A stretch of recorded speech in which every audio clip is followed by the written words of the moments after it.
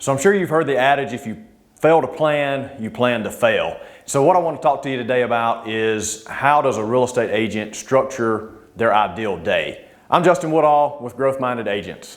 And so the way you should probably think about this, at least in my opinion, the way you should think about this as a real estate agent is kind of divide your day into three sections: morning, early afternoon, and then late afternoon/evening. To be the most productive as a real estate agent, in my opinion, you do the most important things first. Well, what's the most important thing that you should be doing as a real estate agent? It's going to be your business lead generation, your follow-up, and your business getting activities. I found my success by arriving early in the mornings to the office by 8 a.m. And yes, I would go to the office. I had to kind of get out of the home mode and get into work mode. So arrive at the office in the mornings, spend that time in the mornings doing lead generation, doing follow-up, doing your prospecting, reaching out to get business in the mornings. That is the most important thing you can be doing as a real estate agent. You're following up on folks that you've talked to in the past, you're checking in on things, and then take some kind of break. Maybe you take a quick lunch. Maybe you have an appointment at lunch. Maybe you go and meet with a potential client or meet with an influencer, somebody that can refer business to you.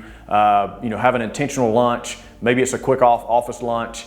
Then you transition into the early afternoon. I like to spend the early afternoons taking care of the administrative things until you have an administrative assistant to do things like your scheduling closings, your scheduling inspections, you're checking on contracts, making sure the lenders and things are moving along and tracking as they should be. So the early afternoon is to kind of take care of those kind of things. And then your later in the evenings and also your weekends, late afternoons, evenings, weekends, those are what's going to be spent doing listing appointments, going on listing appointments, showing property, and doing the actual activities with your client. So your client work kind of comes later in the day, in the evenings.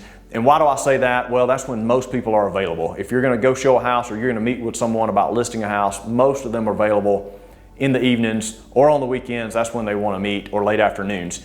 And so that's the ideal way to structure your day. Now, what happens if somebody says, hey, I can only meet in the mornings? Well, then you just swap those times. You show the property in the morning, or you meet with that seller in the morning to do that listing presentation. And then later in the afternoon, you spend some time doing prospecting and lead follow-up and lead generation.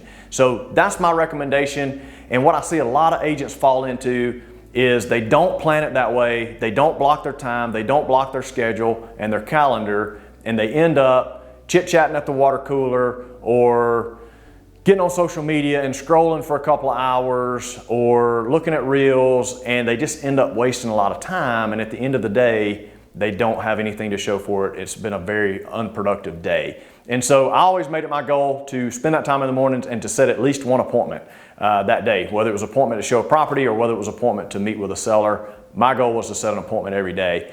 And if I didn't have an appointment or didn't have client work in the evening, I would go back to more prospecting, more lead generation, and more business getting activities.